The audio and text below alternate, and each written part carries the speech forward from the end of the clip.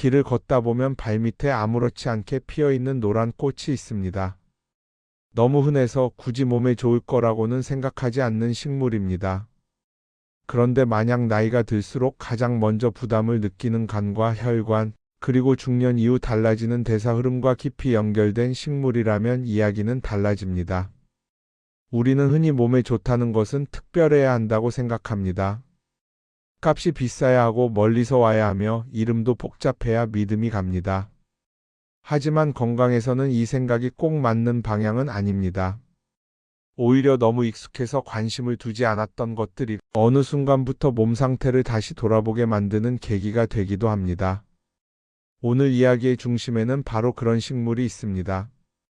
오늘 말씀드릴 주제는 민들레입니다. 민들레는 오래전부터 약초 기록에 등장해 왔고, 특히 중년 이후 중요해지는 간과 혈관의 흐름을 함께 살피는 식물로 전해져 왔습니다. 나이가 들수록 예전과 같은 생활을 하고 있는데도 피로가 쉽게 쌓이고 몸이 무겁게 느껴지며 건강검진 결과표를 받아볼 때마다 한두 가지 수치가 신경 쓰이기 시작합니다. 이 변화는 어느 날 갑자기 생기는 문제가 아니라 몸 전체의 대사 속도가 서서히 달라지고 있다는 신호에 가깝습니다. 그 중심에는 간 기능의 여유 감소와 혈관 환경의 변화가 동시에 자리하고 있습니다. 먼저 간에 대해 조금 더 자세히 살펴보겠습니다. 간은 해독기관으로만 알고 계신 분들이 많지만 실제로는 에너지 대사와 지방 조절, 호르몬 균형까지 폭넓은 역할을 담당합니다. 나이가 들수록 간은 이전보다 같은 일을 하면서도 더 많은 부담을 느끼게 됩니다. 술을 거의 마시지 않아도, 특별히 기름진 음식을 즐기지 않아도 간에 지방이 서서히 쌓이고 해독 속도는 점점 느려집니다. 이로 인해 하루의 리듬이 달라집니다. 아침에 일어났을 때 몸이 무겁게 느껴지고 오후만 되면 집중력이 떨어지며 예전보다 회복에 더 많은 시간이 필요하다고 느끼게 됩니다. 이는 병이라기보다는 간이 예전처럼 여유롭지 않다는 신호에 가깝습니다. 민들레가 간과 함께 언급되는 이유는 이 지점과 연결됩니다. 민들레에는 지방 대사 흐름에 관여하는 성분들이 포함되어 있어 간에 불필요한 축적이 쌓이는 속도를 완만하게 하는 데 도움을 줄 수 있습니다. 또한 담즙 분비와 관련된 작용이 알려져 있어 지방 소화 과정에서 간이 받는 부담을 덜어주는 방향으로 활용되어 왔습니다. 이것은 간을 강제로 자극하는 방식이 아니라 이를 조금 덜 힘들게 만들어주는 접근에 가깝습니다. 그래서 민들레는 예로부터 간이 무겁다고 느껴질 때 차나 나물 형태로 일상 속에서 사용되어 왔습니다. 간의 부담이 계속되면 그 영향은 혈관으로 이어집니다. 간은 혈액 속 지방과 콜레스테롤을 조절하는 역할도 함께 담당합니다. 간 기능이 원활하지 않으면 혈중 지방 균형이 흐트러지고 이 변화는 혈관 상태에 직접적인 영향을 미칩니다. 혈관은 점점 탄력을 잃고 혈류 흐름도 예전만큼 부드럽지 않게 됩니다. 이때 함께 중요해지는 요소가 체내 나트륨과 전해질 균형입니다.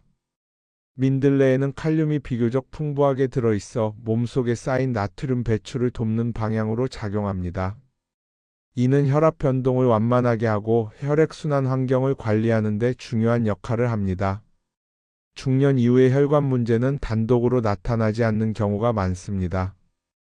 배에 살이 붓고 체중이 쉽게 늘며 혈당 수치가 이전보다 흔들리는 변화가 함께 나타나는 경우가 많습니다. 이는 단순한 체중 증가가 아니라 대사 흐름 전체가 느려지고 있다는 신호입니다. 민들레가 중년 이후에 다시 주목받는 이유는 혈관 하나만을 보는 식물이 아니라 간과 혈관, 그리고 대사 흐름을 함께 고려하는 방향의 식물이기 때문입니다. 그래서 폭부 비만 경향이나 혈압 상승, 혈당 관리가 동시에 신경 쓰이기 시작하는 시점에서 민들레가 언급되어 온 것입니다. 혈관 환경이 불편해지면 몸은 다양한 방식으로 신호를 보냅니다. 아침에 손발이 쉽게 붓거나 얼굴이 예전보다 잘 부어 보인다고 느끼는 경우가 있습니다. 이유 없이 머리가 무거운 날이 늘어나고 조금만 움직여도 숨이 차게 느껴지기도 합니다. 계단을 오를 때 예전보다 다리가 빨리 피로해지는 느낌도 흔합니다. 이런 변화는 갑자기 나타나는 것이 아니라 오랜 시간에 걸쳐 서서히 쌓인 결과입니다. 민들레에 포함된 식물성 성분들은 혈관 내 환경을 부드럽게 유지하는 방향으로 연구되어 왔으며 콜레스테롤 균형을 관리하는 데 보조적인 역할을 할 수 있는 식물로 알려져 있습니다. 간과 혈관의 부담이 함께 쌓이면 면역 균형도 영향을 받습니다. 몸속 염증 반응이 잦아지고 작은 자극에도 피로가 크게 느껴지며 회복 속도가 예전보다 느려집니다. 민들레에는 폴리페놀과 카로티노이드 계열의 항산화 성분이 포함되어 있어 체내 활성산소 부담을 줄이는 데 도움을 줄 수 있습니다. 이는 면역을 과하게 끌어올리는 방식이 아니라 흔들리는 균형을 안정적으로 유지하는 데 의미가 있습니다. 중년 이후에 회복이 더디다고 느끼는 이유도 이 흐름과 맞닿아 있습니다. 또 하나 함께 살펴볼 부분은 장과 대사 흐름입니다. 나이가 들수록 장 운동은 느려지고 배변 리듬도 일정하지 않게 변합니다. 민들레에 포함된 이눌린은 장내 유익균 환경을 돕는 방향으로 작용해 장 기능을 부드럽게 유지하는 데 도움을 줄 수 있습니다. 이는 혈당 상승 속도를 완만하게 하는 흐름과도 연결되어 대사 관리 측면에서도 참고할 수 있는 요소가 됩니다. 간, 혈관, 장은 따로 움직이는 기관이 아니라 하나의 흐름 안에서 함께 작용합니다. 다만 민들레가 모든 사람에게 맞는 것은 아닙니다. 칼륨 함량이 있는 만큼 특정 혈압약이나 이뇨제를 복용 중인 분들은 주의가 필요합니다.